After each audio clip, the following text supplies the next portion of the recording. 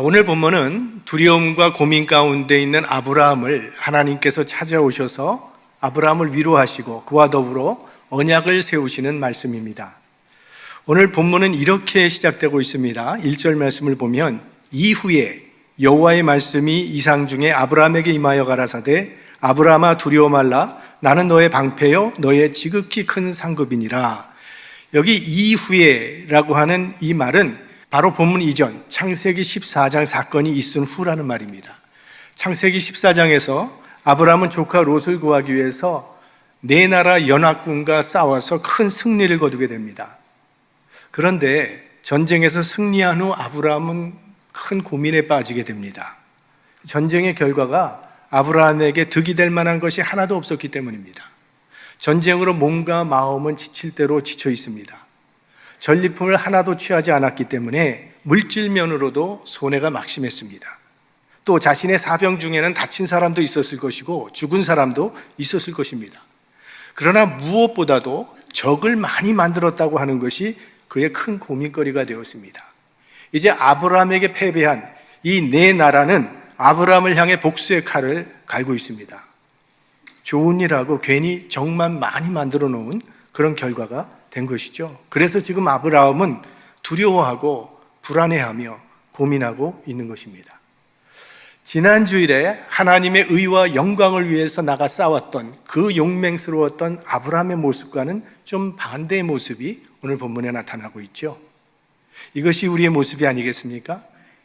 우리는 하나님의 살아계심을 믿고 있고 또 우리는 하나님의 은혜 가운데 살고 있다는 것을 믿고 있지만 문제를 만나면 또 불안해하고 두려움에 빠지는 참 연약한 존재들입니다.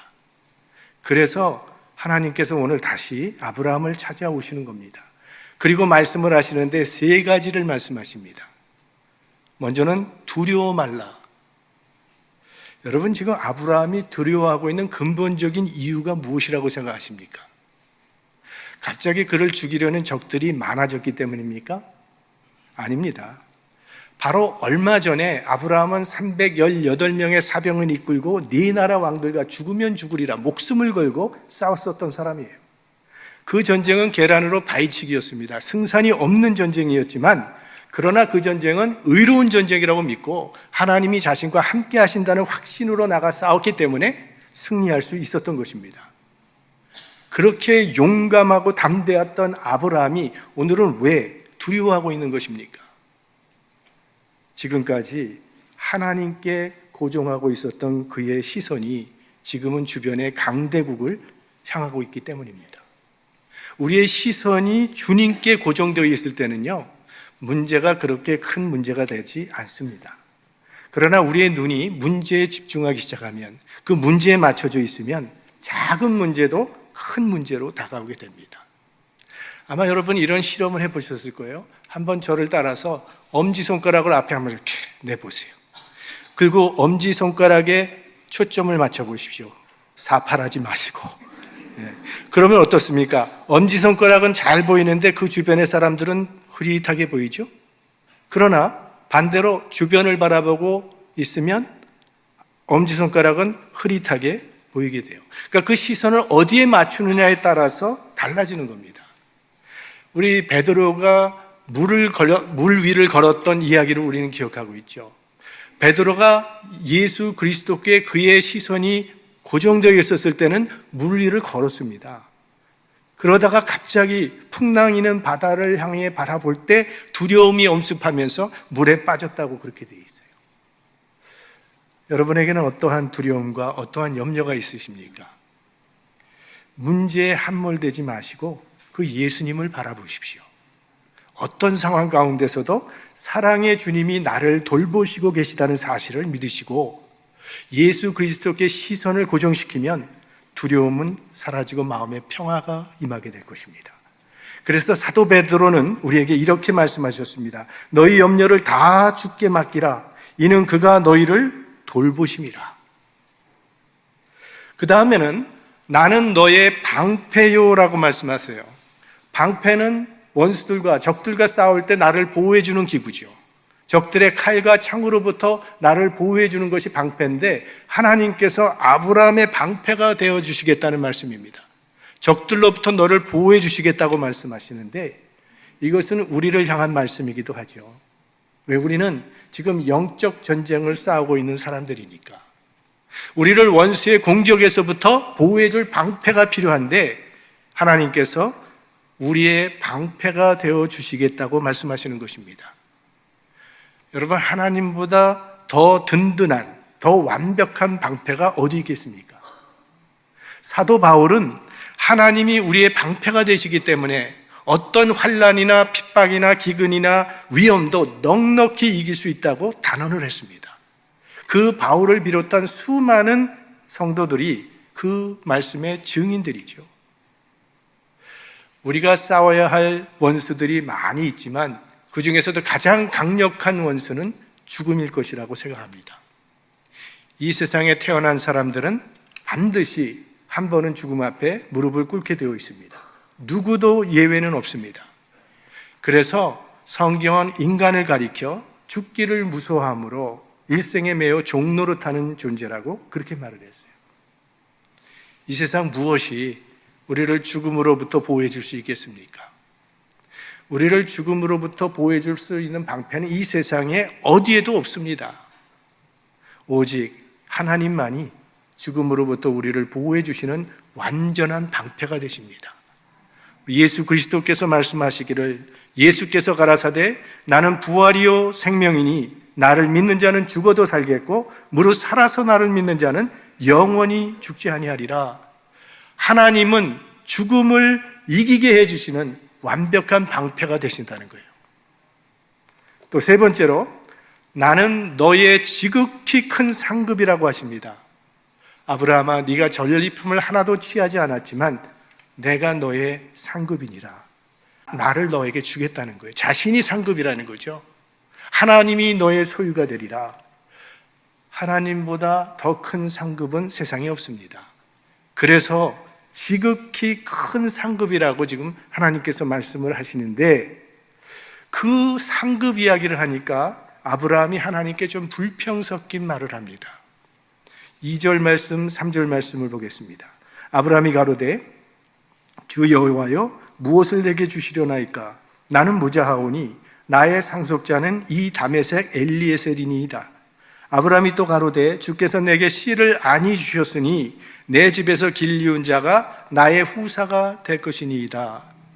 하나님 자꾸 상급 말씀을 하시는데 제가 갈대아 우르를 떠날 때 너로 큰 민족을 이루게 해주신다고 하셨는데 아직까지도 내게 자식을 주지 않으셨으니 나의 상속자는 이 엘리에셀이니이다. 엘리에셀은 아브라함의 신실한 종입니다. 나중에 이제 아브라함의 아들 이삭의 아내감을 고르러 엘리에셀을 보낼 만큼 신임받는 종이 이 엘리에셀인데요. 그 당시에는 주인에게 자식이 없으면 이렇게 신실한 종이 후사가 되기도 했습니다. 그러니까 지금 아브라함은 하나님께서 자식을 안 주셨기 때문에 나름대로 자기의 후사를 해결할 방법을 모색한 것입니다. 그랬더니 아브라함에게 하나님께서 말씀하십니다. 4절 여호와의 말씀이 그에게 임하여 가라사대 그 사람은 너의 후사가 아니라 내 몸에서 날 자가 내 후사가 되리라. 아니다. 엘리에셀이 아니라 내 몸에서 날 자가 후사가 되리라고 말씀하십니다. 그러니까 주실 때까지 기다리라는 그런 말입니다. 우리는 하나님의 때를 기다리기보다는 우리 때에 우리의 방법으로 신속히 그 일을 마무리시키고 처리하기를 원하죠. 아브라함은 하나님의 때를 기다리다가 지친 겁니다. 그래서 엘리에셀로 해결하라고 했어요. 그랬더니 하나님께서 그는 아니고 네 몸에서 날 자라고 하시니까 그 다음에는 하갈을 통해서 이스마엘을 낳습니다. 그랬더니 하나님께서 이스마엘도 아니고 사라의 몸에서 낳을 자식이라고 말씀을 하십니다. 우리 신앙생활을 하면서 힘든 일 중에 하나가 하나님의 때를 기다리는 거 아니겠습니까? 예수님께서 사랑하시던 나사로가 죽을 병에 걸렸습니다. 나사로의 누이 마리아와 마르다는 곧 급히 예수님께 사람을 보내서 이 위급한 소식을 전달했습니다. 그들은 예수님께서 그 소식을 듣자마자 당장 달려오셔서 나사로를 고쳐주실 것이라고 믿었습니다. 왜? 나사로의 가정은 예수님께서 특별히 사랑하시던 가정이었기 때문에 아무리 바쁜 일이 있다 할지라도 다 제쳐놓고 오셔서 고쳐주실 것이라고 믿었어요. 그런데 예수님께서는 깜깜무소식이었습니다. 점점 생명이 꺼져가는 나사로를 바라보면서 마르다와 마리아는 실망에 빠졌을 겁니다. 그리고 점점 더 시간이 가면서 배신감마저 느꼈을 겁니다. 결국 기다리다가 나사로는 죽습니다. 그리고 예수님은 나사로가 죽은 지 나흘이 지난 후에야 찾아오십니다. 왜 마리아와 마르다의 타이밍과 예수 그리스도의 타이밍이 이처럼 다른 것인가? 마리아와 마르다가 이 나사로의 병에 대해서 알고 있는 것은 이것은 죽음에 이르는 심각한 병이라는 것, 그거 하나 알고 있습니다.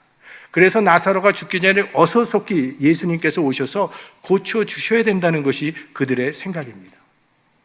그러나 예수님은 나사로야 무덤에서 나오라고 하실 것까지 알고 계시다는 거예요. 예수님은 거기까지도 보고 계시다고 하는 것이 우리와의 차이죠. 마리아와 마르다는 예수님께서 속히 오셔서 나사로를 고쳐주시기를 기대했지만 예수님이 오시질 않아 나사로는 죽고 말았습니다. 그러나 그들이 다 끝났다고 생각하는 그 시간에 예수 그리스도께서는 더 좋은, 더 큰 선물을 준비하고 계셨습니다. 죽은 자의 부활. 하나님의 때는 우리의 때와는 다릅니다. 그러나 분명한 것은 하나님의 시간은 언제나 완전하십니다. 우리는 눈앞의 현실밖에 보지 못하지만 하나님께서는 우리 삶 전체의 그림을 다 보고 계시기 때문입니다. 그러므로 힘들어도 하나님의 때를 참고 기다려야 합니다. 그것이 믿음입니다. 바로 그 믿음을 주시기 위해서 하나님께서 아브라함을 데리고 밖으로 나가 하늘을 보여주십니다. 5절 말씀입니다. 그를 이끌고 밖으로 나가 가라사대 하늘을 우러러 무뼈를 셀 수 있나 보라. 또 그에게 이르시되 네 자손이 이와 같으리라. 지금 아브라함의 현실은 아무것도 보이지 않는 캄캄한 밤과 같습니다. 자신을 보아도 캄캄한 밤이요, 가정을 보아도 그렇고 모든 환경이 마치 자정을 넘어선 캄캄한 밤과 같습니다. 그러나 하나님은 그 캄캄한 세계만 보고 있지 말고 밤 하늘을 밝히는 그 별들을 만드신 창조주 하나님을 기억하게 하시는 것입니다. 당장 이 눈앞에 보이는 어두운 현실 때문에 저 하늘같이 높은 그 하나님의 경륜이 있다는 사실을 잊지 말라는 그런 말씀입니다. 자, 이것이 우리 믿는 자의 현실이죠. 하나님의 약속과 우리의 현실은 큰 거리가 있습니다. 내 자손이 하늘의 별과 같이 많아지리라 하셨는데 지금 아브라함은 자식 하나도 없는 실정이라는 거예요. 약속은 받았지만 현실과는 너무나 거리가 멉니다. 자, 이런 가운데서 아브라함이 어떤 태도를 취했는지 우리 6절 말씀을 함께 한번 봉독하겠습니다.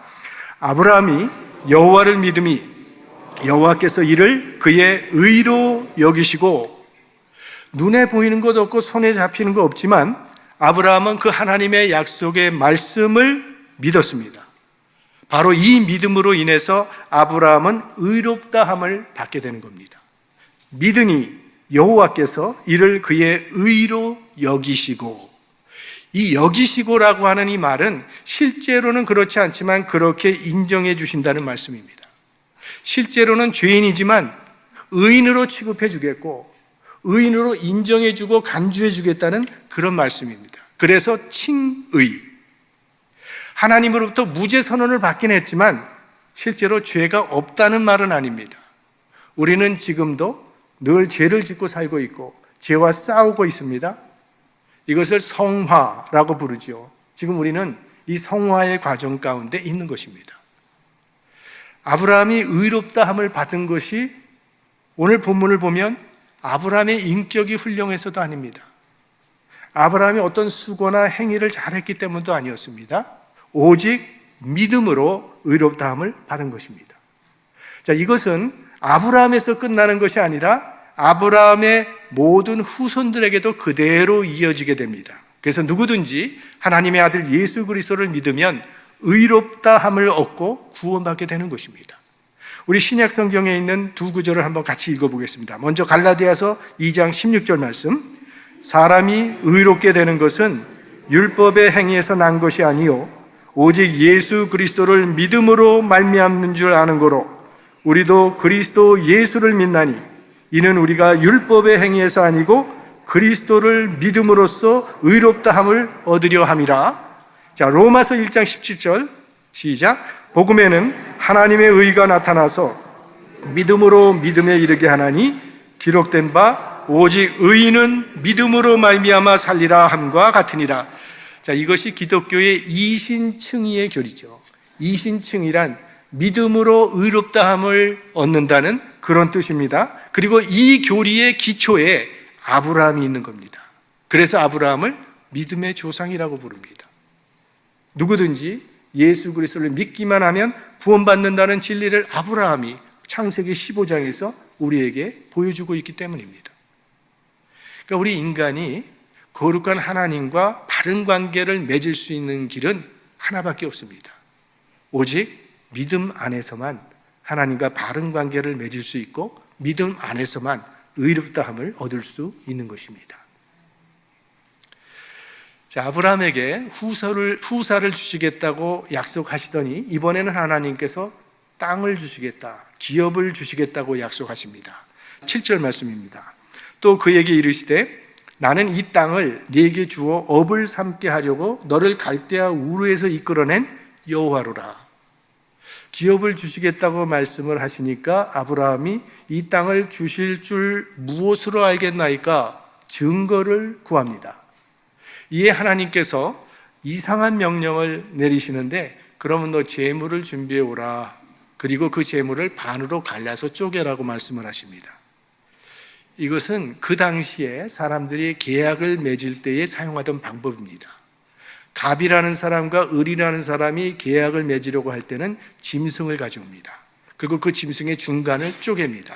그리고 이 짐승을 서로 바라보도록 양편에 이렇게 벌려놓습니다. 그리고 갑과 을이 그 쪼개놓은 사이를 지나갑니다. 무슨 뜻인가 하면 우리 중에 이 계약을 어기는 사람은 이 동물처럼 쪼개질 것이라는 그런 의미입니다.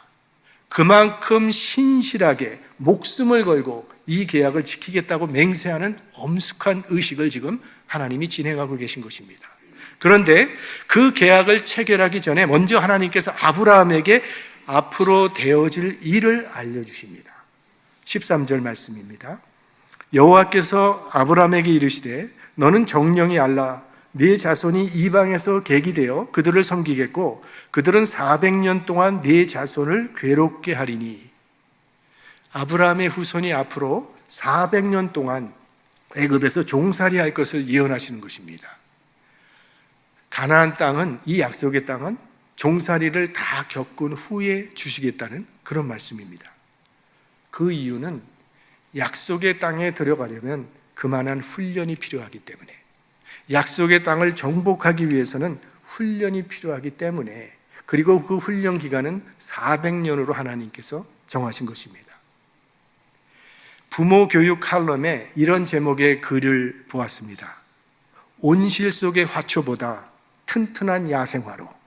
이게 부모 교육의 칼럼의 제목이었어요.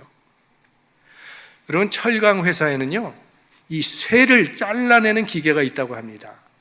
아니, 어떻게 저렇게 단단한 쇠를 자를 수 있을까? 더 단단한 쇠로 덜 단단한 쇠를 자릅니다.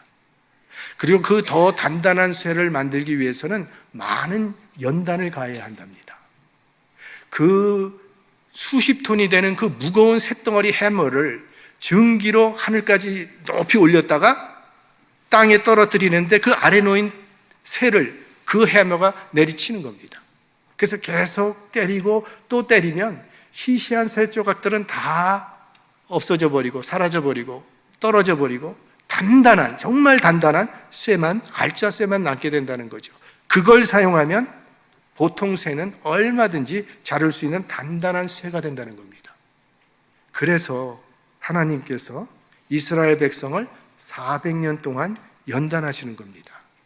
하나님의 강인한 도구로 세우기 위해서 그렇게 연단을 하십니다. 여러분, 이스라엘 백성이 얼마나 강인합니까? 그들이 그렇게 강인한 민족이 될 수 있었던 것은 그들이 경험한 연단의 역사 때문입니다. 그렇게 하나님은 우리들도 연단하십니다. 그래서 어려운 일을 만나시더라도 낙심하시거나 두려워하지 마시고 하나님께서 우리를 하나님의 도구로 세우시려고 훈련하시는 것으로 알고 믿음으로 잘 감당해 나가시기를 바랍니다. 역시 사도 베드로가 우리에게 이에 대한 교훈을 주셨습니다. 베드로전서 1장 6절 7절 말씀, 그러므로 너희가 이제 여러 가지 시험을 인하여 잠깐 근심하게 되지 않을 수 없었으나 오히려 크게 기뻐하도다. 너희 믿음의 시련이 불로 연단하여도 없어질 금보다 더 귀하여 예수 그리스도에 나타나실 때에 칭찬과 영광과 존귀를 얻게 하려 함이라. 그러니까 이 고난의 연단을 겪은 후에는 영광의 기업이 약속되어져 있다는 것을 말씀하고 있는데, 그래서 이 400년의 종살이를 마친 다음에는 희망의 메시지를 주시는 것입니다. 16절 말씀, 내 자손은 4대 만에 이 땅으로 돌아오리니 이는 아모리 족속의 죄악이 아직 관영치 아니함이니라 하시더니, 자, 아브라함의 자손들이 이방에 계기돼서 400년 동안 종살이 슬픈 역사를 살겠지만, 그러나 그게 끝이 아니라 4대 만에 다시 돌아와서 이 땅을 차지하게 될 것이라고 말씀하십니다. 4대라고 하세요. 4대면 누굽니까? 아브라함의 1대는 이삭입니다. 아브라함의 2대는 야곱입니다. 아브라함의 3대는 요셉이고 아브라함의 4대는 모세입니다. 지금 아브라함은 자식도 없는 실정인데 하나님께서는 앞으로 아브라함 다 죽은 후에 400년 후에 있을 참 믿기 어려운 말씀을 주시는 것입니다. 우리는 이 하나님의 말씀이 결국 모세가 이스라엘 민족을 이끌고 출애굽함으로 그대로도 성취되었다는 것을 우리는 알고 있습니다. 아브라함은 이 땅을 주실 증거가 무엇입니까? 라고 물었는데 하나님께서는 400년 후에 네 자손들에게 이 땅을 주시겠다고 말씀하시는 겁니다. 무슨 뜻이 있습니까? 하나님의 뜻을 행하려는 자들은 400년 앞을 내다보며 하라는 것입니다. 아브라함아, 내가 너를 이곳에 데려온 것은 앞으로 400년 후에 이루어질 일을 위함인데 너는 어찌하여 이렇게 조급하고 실망하고 낙심하고 있느냐는 그런 말씀이죠. 자, 아브라함은 하나님으로부터 후사를 약속받았지만 그 후사를 받기까지는 25년이라고 하는 오랜 세월을 더 참고 기다려야 했습니다. 그리고 약속의 땅은 400년이 흘러서야 얻게 되었습니다. 그리고 약속하신 여자의 후손 예수 그리스도가 오시기까지는 2000년이란 세월이 흘러야 했고, 그 예수 그리스도의 복음이 우리에게 전달되기까지는 또 2000년이란 세월이 흘렀다는 것입니다.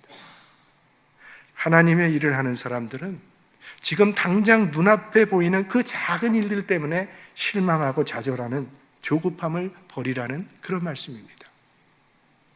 우리 한국 사람들 좀 조급하죠? 그래서 망치는 일이 많지 않습니까? 조급해서 잘 되는 거 있대요. 음식점 하나는 잘 된다고 합니다. 그 외에는 당장의 결과를 바라는 그런 마음 때문에 안 되는 일이 훨씬 더 많습니다. 어느 나라나 비슷하겠지만 우리나라의 선교 역사만 살펴봐도요, 처음에 선교사님들이 들어와서 사역해서 얻은 열매라고 하는 것은 아주 미미했습니다. 어떤 선교사는 10년 동안 열심히 선교했는데 그가 얻은 열매는 그의 집에서 심부름하는 사람 한 사람뿐이었습니다.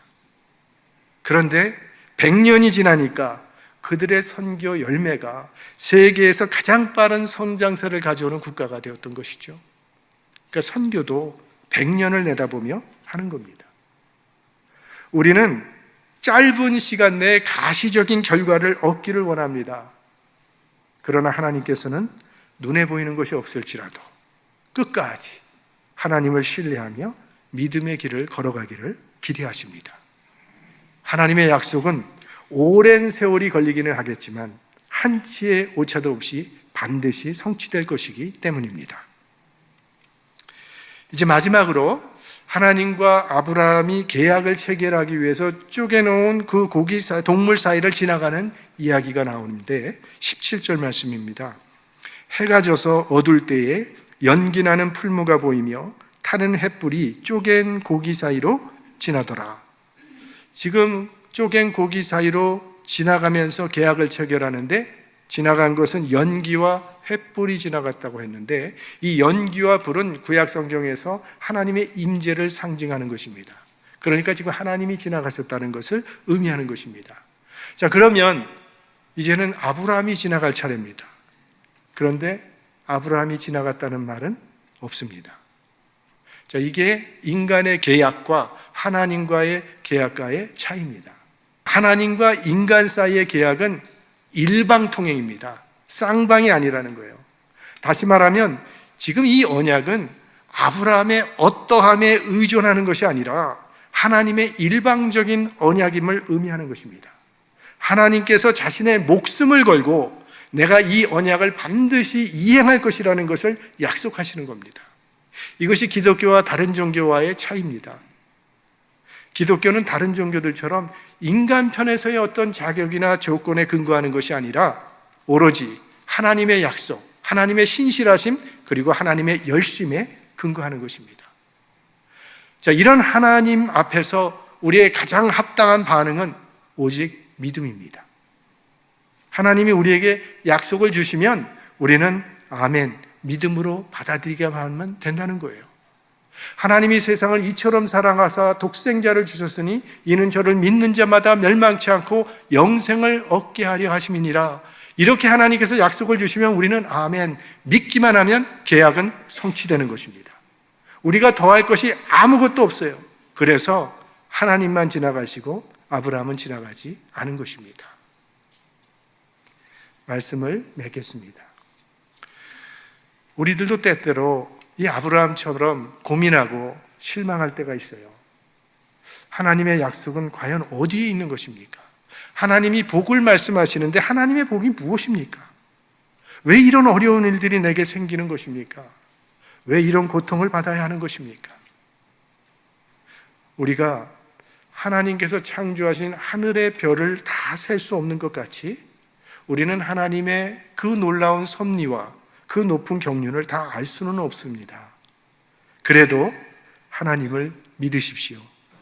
그러면 그 믿음을 하나님께서 의롭다 여기실 것입니다. 오직 의인은 믿음으로 말미암아 살리라. 그렇게 하나님 앞에서 믿음으로 서 있으면 하나님의 때에 하나님의 약속은 반드시 이루어지게 될 것입니다.